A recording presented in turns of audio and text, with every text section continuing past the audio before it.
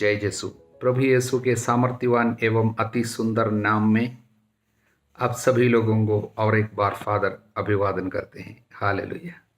Bible तीर्थ यात्रा के आज 280 दिन हम पूरा कर रहे हैं।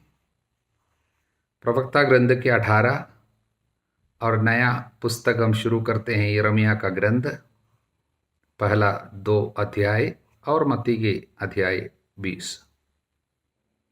प्रवक्ता ग्रंथ के अध्याय 18 में हम मुख्य रूप से 4 संदेश देखते हैं, पढ़ते हैं, सीखते हैं। हालेलुया।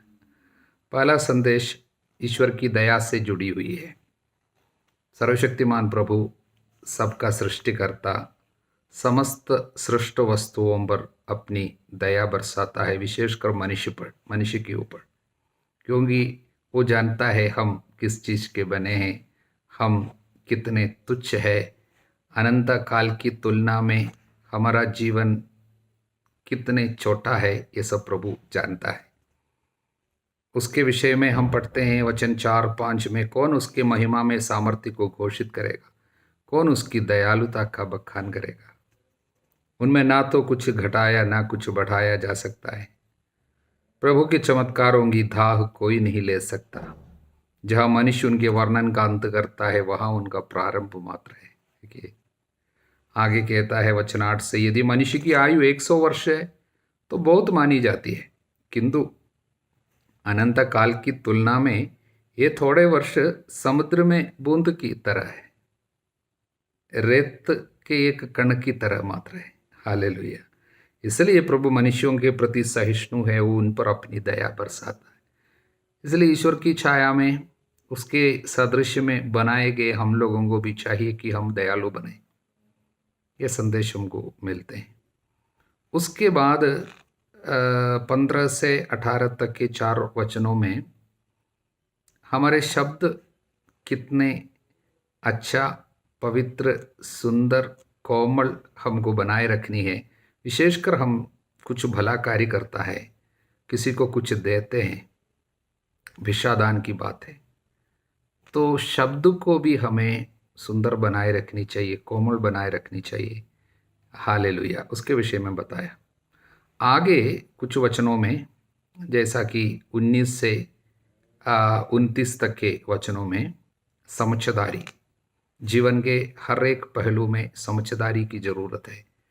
जैसा कि इंग्लिश में एक कहावत है, prevention is better than cure, यानी शरीर के स्वास्थ्य को बनाए रखना बीमारी आने के बाद चंगाई के लिए इधर उधर दौड़कर कोशिश करने से अच्छा है, इलाज करने से अच्छा है।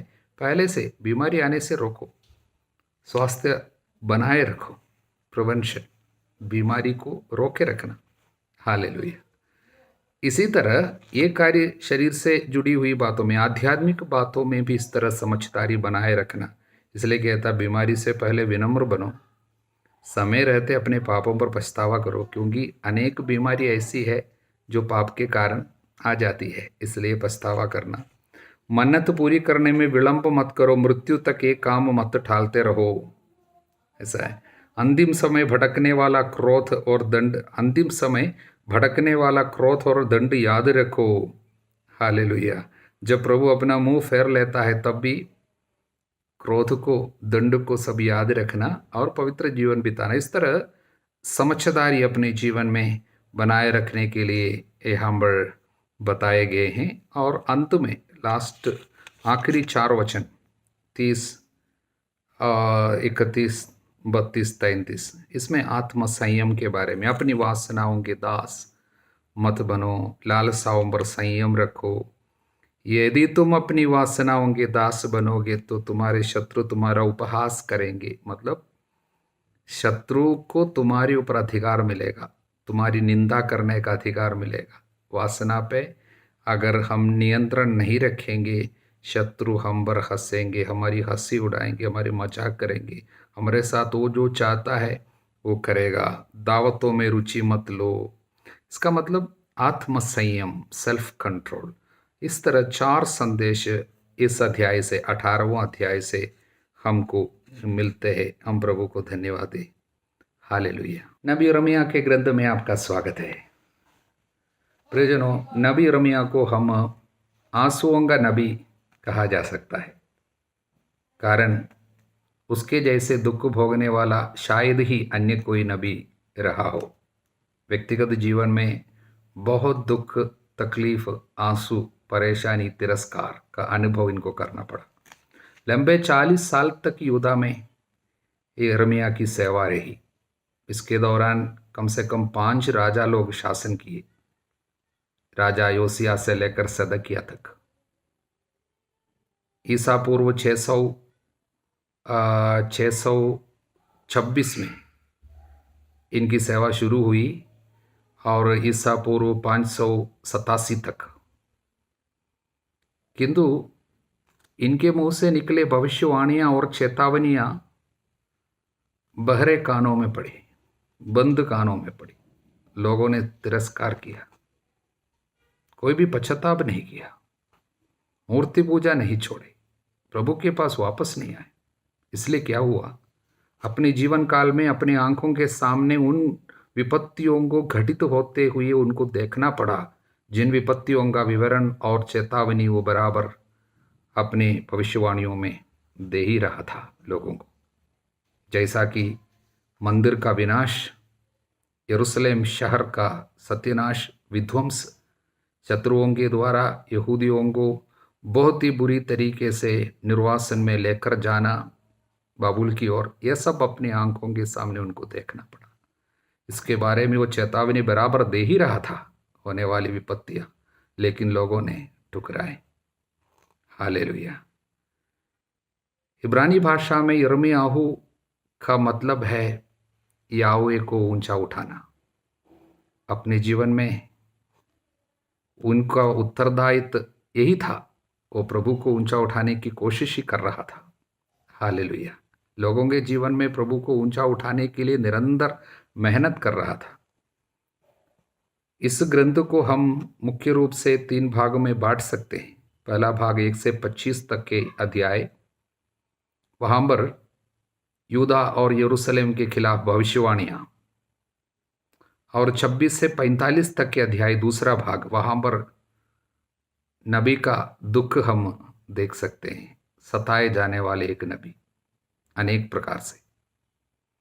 और 46 से 51 तक के अध्यायों में अनेक देशों के खिलाफ भविष्यवाणी है। और आखिरी अध्याय एक परिशिष्ट, एक हिस्टोरिकल पोस्ट स्क्रिप्ट हम बोल सकते हैं। इस तरह इस किताब को हम पढ़ने की कोशिश करेंगे। यिर्मयाह के ग्रंथ के पहले अध्याय में मुख्य रूप से 4 संदेश है। यिर्मयाह का बुलावा पहली बात, उसके बाद वो 2 दर्शन देखते हैं, तीसरी बात प्रभु उनको एक आज्ञा दे रहे हैं, तुमको क्या करना होगा, और साथ में एक प्रतिज्ञा भी दे रहे हैं। इस तरह 4 बात। पहली बात उसका बुलावा। माता के गर्भ में तुमको रचने से पहले ही मैंने तुमको जान लिया, तुम्हारे जन्म से पहले ही मैंने तुमको पवित्र किया, मैंने तुमको राष्ट्रों का नबी नियुक्त किया। हालेलुया। यही है बुलावा, माता के गर्भ में रचने से पहले। देखिए, अनेक जगह में बाइबल में लिखा है, गर्भ में ही था, गर्भपात्र में ही तुम था, तब मैंने तुमको जान लिया, बुलाया। इसलिए इसको गर्भ सिद्धांत बोलते हैं, the womb theory. Womb theory, गर्भपात्र सिद्धांत। मतलब क्या है, हम सभी लोग माता के गर्भ में आने से पहले प्रभु जाना है। उदाहरण के लिए स्तोत्र संख्या 139 वचन 13 से, और स्तोत्र संख्या 22 वचन 9 से, और यशायाह के 44वां अध्याय वचन 2, 44वां अध्याय वचन 24, और 49वां अध्याय 49 वचन 1, 49वां अध्याय वचन 5, फिर अय्यूब अध्याय 31 वचन 15, लूकस के सुसमाचार के अध्याय 1 वचन 15, और गलातियों के पत्र अध्याय 1 वचन 15। इन जगहों में सब गर्भपात्र में ही मैंने तुमको जाना, ये बात लिखा है। इसलिए कलीसिया गर्भपात के खिलाफ इतना जोर से चिल्ला चिल्ला कर बोलती है, कारण गर्भ में आने से पहले, कुछ लोग बोलते हैं गर्भ में पहले महीना, 2 महीना, 3 महीना तक कोई प्रॉब्लम नहीं है, गर्भपात कर सकते हैं। अनेक राष्ट्रों में इस तरह का नियम आया है, 3 महीना 4 महीना तक गर्भपात कर सकता है। लेकिन कलीसिया बताती है गर्भ में आने से पहले ही ये बच्चा प्रभु का है, प्रभु ने नियुक्त किया कुछ विशेष मतलब के लिए। प्रभु जाना है, पूर्ण रूप से एक व्यक्ति है, चाहे 1 घंटे का भी क्यों ना हो बच्चा। इसलिए गर्भपात पहले घड़ी से, गर्भ में जब बच्चा धारण होते हैं तब से पहले घड़ी से गर्भपात बड़ा पाप। हालेलुया। प्रभु ने उनको कैसे चुना? तब प्रभु ने हाथ बढ़ाकर मेरा मुख स्पर्श किया। वचन 9 में सबसे पहला अभिषेक जीभ में। एक सुंदर बात है, यिर्मयाह के जीवन में ऐसा देखते हैं, यशायाह को भी सबसे पहले जीभ में स्पर्श किया था, एजकियल को भी इसी तरह मुंह में सबसे पहले आशीर्वाद रखते हैं, अभिषेक मुंह में रखते हैं। कारण क्या है? अब से तुम जो भी बोलोगे वो सब प्रभु का शब्द है, प्रभु का वचन बोलना है। इसलिए कम से कम 164 बार, 164 टाइम्स इसी ग्रंथ में हम देखते हैं प्रभु कहता है, प्रभु ऐसा कहता है, प्रभु की वाणी, प्रभु की वाणी। इसलिए अब यिर्मयाह के मुंह के द्वारा प्रभु बोलेगा। हालेलुया। और प्रभु उनको एक दर्शन दिया, 2 बातें देखी। पहले उसने बादाम की एक डाली देखी, तब प्रभु ने बोला तुमने ठीक ही देखा है, मैं अपनी वाणी पूरा करने का ध्यान रखता हूँ। इसका मतलब क्या है? संदेश यही है, उसको प्रभु ने जो दिखाया वो ये बादाम की एक डाली है, उसको इब्रानी भाषा में शखेद बोलते हैं। तब और प्रभु बोला तुम शखेद देखे हो, मैं अपनी वाणी पूरा करने का ध्यान रखता हूँ। इसको क्या बोलता है? मैं अपना ध्यान रखूँगा, वचन का पालन करने का ध्यान रखूँगा। उसको इब्रानी भाषा में बोलते हैं शोखेद। इसलिए ये दोनों जुड़ी हुई बात है। इसलिए वो दर्शन का अर्थ, मैं अपने वचन पूरा करने का ध्यान रखता हूँ। और दूसरा और एक दर्शन उनको दिखाई दिया, उसका अर्थ हम समझ सकते हैं। और उसके बाद प्रभु उनको संदेश दिया, तुमको ये सब करना होगा। क्या क्या करना होगा? प्रभु कहता है उखाड़ने, गिराने, नष्ट करने, ढा देने, निर्माण करने, रोपने के लिए मैं आज तुमको अधिकार देता हूँ। और वचन 17, अब तुम कमर कसकर तैयार हो जाओ, मैं तुम्हें जो कुछ बताऊं वो सब उन्हें सुना दो। हालेलुया। इसलिए उनको एक बड़ा उत्तरदायित्व सौंपा है, लेकिन उत्तरदायित्व के साथ साथ प्रभु एक आश्वासन दिया, एक एक वादा किया। वो वादा किया है, मैं तुम्हारे साथ हूँ। वचन 8, उन लोगों से मत डरो, मैं तुम्हारे साथ हूँ, मैं तुम्हारी रक्षा करूँगा। वचन 19 में भी फिर से देखते हैं, क्योंकि मैं तुम्हारी रक्षा करने के लिए तुम्हारे साथ रहूँगा। ये संदेश प्रभु जिन जिन लोगों को चुनते हैं उनको बराबर देते हैं, मैं साथ रहूँगा, I will be with you. Ibrahim से कहा था उत्पत्ति ग्रंथ के 17वां अध्याय के वचन 4 में। और इसहाक से कहा था, इसहाक को बताया था मैं तुम्हारे साथ रहूँगा, 26वां अध्याय 24वें वचन में लिखा है उत्पत्ति ग्रंथ के। और फिर याकूब से कहा था 31वां अध्याय वचन 3 में, मैं तुम्हारे साथ रहूँगा। मूसा को प्रभु बोला था निर्गमन ग्रंथ के अध्याय 3 वचन 12 में और अध्याय 4 वचन 12 में। और जोशुआ को प्रभु बोला था मैं तुम्हारे साथ रहूँगा, जोशुआ का अध्याय 1 वचन 5 से। इस तरह चुने हुए लोगों को बराबर प्रभु कहता है मैं साथ रहूँगा। यह आश्वासन है। इसका मतलब ये नहीं है कि आपको जीवन में तकलीफ नहीं होगी। प्रभु साथ होने का मतलब ये नहीं है कि आपको कोई कष्ट नहीं होगा। यिर्मयाह के जीवन में कष्ट, संकट, परेशानी, तिरस्कार खत्म ही नहीं हुई। हालेलुया, बराबर चलता रहा।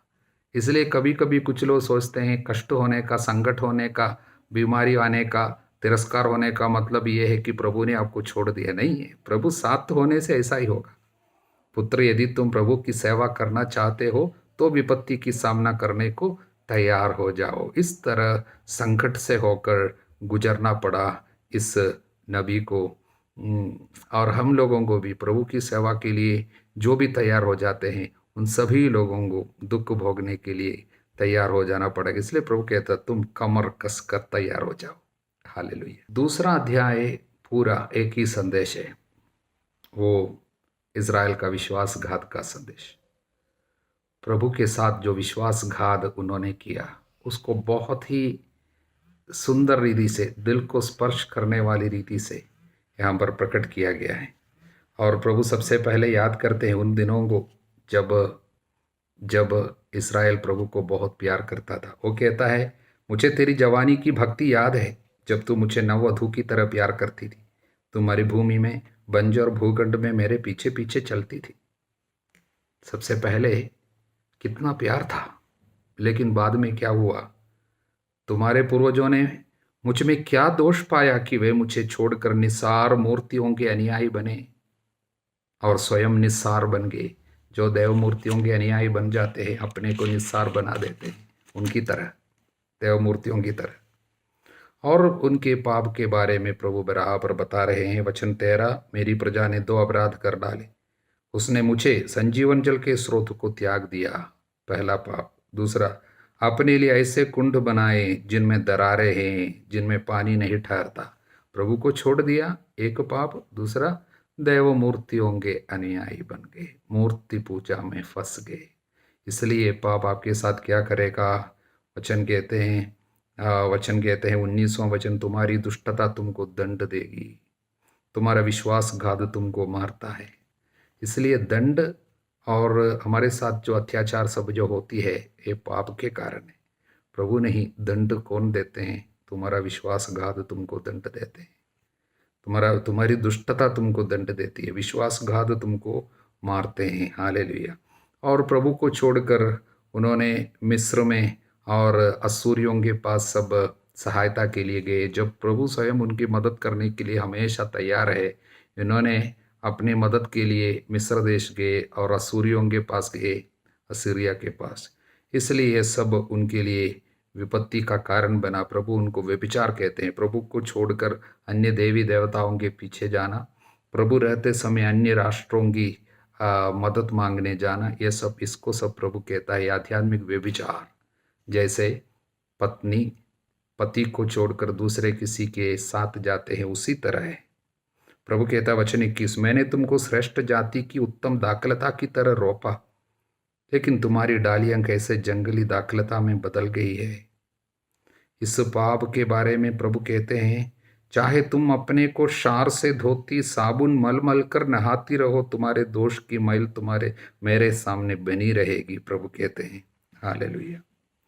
इसलिए इस पापमय जीवन के बारे में प्रभु उनको समझा रहे हैं यिर्मयाह नबी के द्वारा।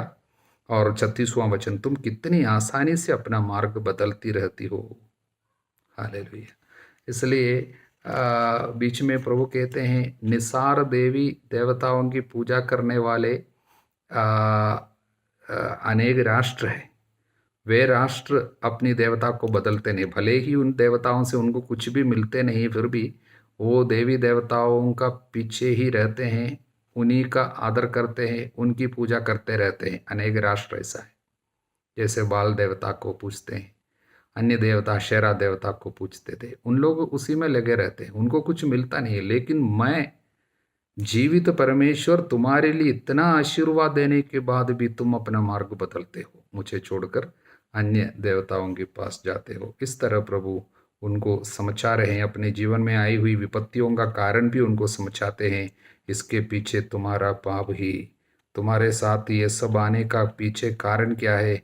तुम्हारा पाप है, इसके कारण ये सब विपत्ति तुम्हारे ऊपर आई है। हालेलुया। मत्ती के सुसमाचार के अध्याय 20 में सबसे पहले दाखबारी के मजदूरों का दृष्टांत है। स्वर्ग का राज्य उस भूमिधर के सदृश है जो अपनी दाखबारी में मजदूरों को लगाने के लिए बहुत सवेरे घर से निकला। हालेलुया।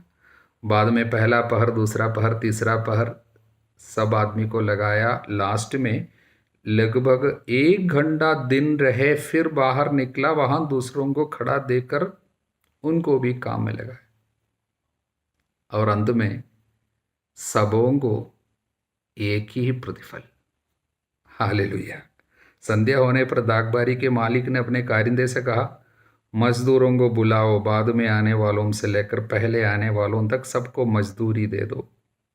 जब वे मजदूर आए जो 1 घंटा दिन रहे काम पर लगाए गए थे, तो उन्हें एक एक दिनार मिला। तो सबसे पहले आए, उन्होंने सोचा हमको ज़्यादा मिलेगा, उनको भी वही मिला। संसार की दृष्टि से, मानुषिक दृष्टि से देखेगा तो यहाँ पर अन्याय है, लेकिन यही प्रभु का न्याय है। आध्यात्मिक अर्थ क्या है? प्रभु सभी लोगों को बचाने के लिए आतुर बैठा है। ईश्वर के राज्य में सभी लोगों को प्रवेश कराने के लिए प्रभु ऐसे इंतजार करके बैठे हैं कि किसी भी प्रकार से अंतिम घड़ी कम से कम लोगों को पछतावा दिलाकर प्रभु उनको बचाना चाहेगा, क्योंकि इन नन्हों में एक भी नष्ट हो जाना पिता नहीं चाहता। पिता क्या चाहता है? सबके सब मुक्ति प्राप्त करे। इसलिए हमको संदेश इससे क्या मिलते हैं? कभी भी अपने धर्माचरण पर घमंड करके ना बैठे। हम बचपन से ईसाई है, हम बहुत धर्माचरण करते हैं, बहुत प्रार्थना करते हैं। इन लोग क्या है, नशा पी के ऐसा रहता है, ये सीधा नरक में जाएगा, किसी को तुच्छ नहीं समझना। इन नन्हों में किसी को तुच्छ नहीं समझना। नन्हे कौन है? जो बहुत गलत पाप में, शायद पाप में पड़े हुए हैं, गलत आचरण में फंसे हुए हैं, दुनिया की दृष्टि में नगण्य है, तुच्छ है। उनको भी हम लोग तुच्छ ना समझे, क्योंकि उनको भी प्रभु बचाना चाहता है। आखिरी पल में किसी भी तरीके से उनको पछतावा दिलाकर प्रभु बचा सकता है। इसलिए प्रियजनों, आखिरी घंटे में प्रवेश किए वो भला डाकू, उससे प्रभु ने कहा, आज तुम मेरे साथ वहां होगा। हालेलुया। इसलिए प्रियजनों, किसी को भी तुच्छ न समझे। प्रभु के दिल की वो दया की गहराई जो है हम समझ नहीं सकते हैं। हालेलुया। हम कोशिश करें कि उसकी तरह दयालु बने, सभी लोगों को बचाने का आग्रह, ईश्वर के राज्य में सभी लोगों को प्रवेश मिले, इसके लिए हम भी मेहनत करें, प्रार्थना करें। ये इस दृष्टांत का संदेश है। उसके तुरंत बाद दुख भोग और पुनरुत्थान की तीसरी भविष्यवाणी। तीसरी बार प्रभु शिष्यों को समझाया, मानव पुत्र महायाजक और शास्त्रियों के हवाले कर दिया जाएगी। वे उसे प्राणदंड की आज्ञा सुनाकर गैर यहूदियों के हवाले कर देंगे, जिससे वे उसका उपहास करे, उसे कोड़े लगाए, क्रूस पर चढ़ाए, लेकिन तीसरे दिन वो जी उठेगा। जी उठने की बात भी तुरंत प्रभु उनको बता दिया, जिससे उनका विश्वास पूरा नष्ट न हो जाए। लेकिन शिष्य लोग भी इसका अर्थ समझ नहीं सका, क्योंकि बाकी लोगों की तरह उनका विश्वास यही था कि मसीहा जो है वो मर नहीं सकता, वो अमर रहेगा, वो सभी शत्रुओं को पराजित करेगा। दुनिया की दृष्टि से वे सोच रहे थे, इसलिए यीशु का ये कथन का अर्थ भी उनको समझ में नहीं आया। फिर भी यीशु ने यह सब उनको इसलिए समझाया, कम से कम बाद में, उनके मृत्यु के बाद उनको समझ में आएगा कि उनके गुरु ने, प्रभु ने ये सारी बातें पहले से बताया था, जिससे उनका विश्वास उस समय बढ़े, उनका विश्वास नष्ट न हो जाए, और उनको ये भी समझ में आए कि मृत्यु जो इत्तेफाक में आई हुई बात नहीं है, अचानक आई हुई एक दौर्भाग्य नहीं है, बल्कि जानबूझकर प्रभु मृत्यु की ओर आगे बढ़ रहा था। ये बातें लोगों को, अपने शिष्यों को समझ में आए और उनका विश्वास बढ़े, प्रभु चाहता था। हालेलुया। भले ही इतने चमत्कार अपने जीवन काल में किए, लेकिन मुक्ति केवल मृत्यु में, यीशु की मृत्यु में, मृत्यु से जुड़ी हुई बात है, उनको समझ में बाद में आई, उसके पहले नहीं आई। हालेलुया। उसके तुरंत बाद हम जबदी के पुत्र के विषय में पढ़ते हैं। जबदी के पुत्रों की माता अपने पुत्रों के साथ ईसा के पास आई और यीशु क्रूस के बारे में सिखा रहे हैं, मृत्यु के बारे में सिखा रहे हैं। तब भी दुनिया की दृष्टि से यीशु को देखने वाले मम्मी अपने बच्चों को लेकर आए, वास्तव में बच्चे अपने माँ को लेके आए, और यीशु से उसने क्या कही? माँ ने कहा, ये मेरे 2 बेटे हैं, आप आज्ञा दीजिए, आपके राज्य में एक आपके दाएं और एक आपके बाएं बैठे। ईसा ने उनसे कहा, तुम नहीं जानते कि क्या मांग रहे हो। ईसा ने उनसे कहा, अभी ईसा किससे कह रहे हैं मालूम? ईसा ये दोनों जबदी के पुत्रों से कह रहे हैं, क्योंकि यीशु को समझ में आया इन्हीं लोगों ने माँ को बुला के आए हैं। इसलिए उनको ये बात समझ में आए कि ईसा को इस बात समझ में आ गया, उनको अब धोखा नहीं दे सकता है। इसलिए यीशु सीधा उनसे कह रहे हैं, तुम जानते हो क्या मांग रहे हो, मांग रहे हो। प्रभु ये नहीं बोला तुम क्या मांग रही हो, स्त्री से नहीं, इनसे बोल रहे हैं। जो प्याला मैं पीने वाला हूं क्या तुम उसे पी सकते हो। प्रभु क्या समझा रहे हैं। देखिए, ईश्वर के राज्य में प्रवेश करने का और मेरे मेरे दाएं बाएं बैठने का अधिकार यूं ही नहीं दी जाती है। उसके पहले तुमको मेरे दुख भोग के भागी बनना होगा। इसको प्रभु एक प्याला के रूप में, प्याला क्या है, दुख का प्याला है। हालेलुया। तो अपनी मृत्यु का प्याला है। हालेलुया। इसलिए प्रभु कहते हैं क्या तुम उसे पी सकते हो। उन्होंने उत्तर दिया हम पी सकते हो। उनको समझ में नहीं आ रहा था ये क्या बात है। फिर भी जो चीज़ मांगा है वो प्राप्त करने के लिए उन लोग तैयार है, कुछ भी करने को। इसलिए बोल दिया हम तैयार है। इसलिए प्रभु ने क्या कहा, मेरा प्याला तो तुम पियोगे, किंतु तुम्हें अपने दाएं या बाएं बैठने देने का अधिकार मेरा नहीं है। प्रभु को समझ में आया, इनको इनको मेरी कोई भी बात समझ में नहीं आई है। इसलिए प्रभु इस तरह कहा, वह स्थान उन लोगों के लिए है जिनके लिए मेरा पिता ने उन्हें तैयार किया है। फिर भी एक बात इसमें से हमको समझना है, अक्सर हमारी दृष्टि इस दुनिया में प्राप्त होने वाली महिमा की ओर है। हालेलुया। किंतु प्रभु हमेशा उनका ध्यान स्वर्ग की ओर और आत्माओं की मुक्ति की ओर और ईश्वर के राज्य से जुड़ी हुई बातों की ओर, ऊपर की ओर बराबर कराना चाहता था। लेकिन अंतिम समय में भी अब मृत्यु की ओर आगे बढ़ रहे हैं। उस समय भी उनका मन दुनिया की बातों पर है। प्रियजनों, हमारी हालत भी अक्सर ये हो सकती है। लेकिन प्रभु हमेशा हमारा ध्यान आकर्षित करना चाहते हैं। आप लोग धरती की नहीं बल्कि ऊपर की चीज़ों की खोज किया करें। इसलिए तुरंत प्रभु कहता है, तुम जानते हो संसार के अधिपति अपनी प्रजा पर निरंकुश शासन करते हैं और सत्ताधारी लोगों पर अधिकार जताते हैं। तुम में ऐसी बात नहीं होगी। जो तुम लोगों में बड़ा होना चाहता है वो तुम्हारा सेवक बने, जो तुम्हें प्रधान होना चाहता है वो तुम्हारा दास बने। क्योंकि मानव पुत्र भी अपनी सेवा कराने नहीं बल्कि सेवा करने तथा बहुतों के उद्धार के लिए अपने प्राण देने आए हैं। हालेलुया, अपने प्राण देने आए हैं। उसके तुरंत बाद यरीको के दो अंधों को प्रभु दृष्टिदान देते हैं और काफ़ी चिल्लाते थे वे ऊंचे आवाज में, और लोग उनको डांटने की कोशिश कर रहे थे। वजीसा ने और लोग उन्हें चुप करने के लिए डांटते थे, किंतु वे और भी जोर से पुकारते रहे। कितनी भी बाधा बीच में आई लेकिन वे रुके नहीं। इसलिए प्रभु को उनका विश्वास समझ में आ गया। इसलिए प्रभु उनसे नहीं पूछते हैं क्या तुम विश्वास करते हो कि मैं तुम्हारे लिए कर सकता हूँ, नहीं पूछते, क्योंकि यीशु इनके विश्वास का प्रकटन को देखा और पूछा मैं क्या करूं तुम्हारे लिए। उनके मुंह से सुनना चाहता था बस। और उसने कहा हमारी आंखें अच्छी हो जाए। ईसा को तरस हो आया, उन्होंने उनकी आंखों का स्पर्श किया।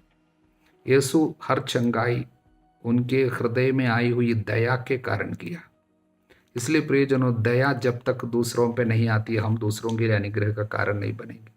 हमारी प्रार्थना में भी दूसरों के प्रति जब तक एक दया और प्यार हमारे हृदय में उमड़ नहीं पड़ता है, तब तक हमारी प्रार्थना दूसरों के लिए भी स्वीकार्य नहीं होता प्रभु के चरणों पर।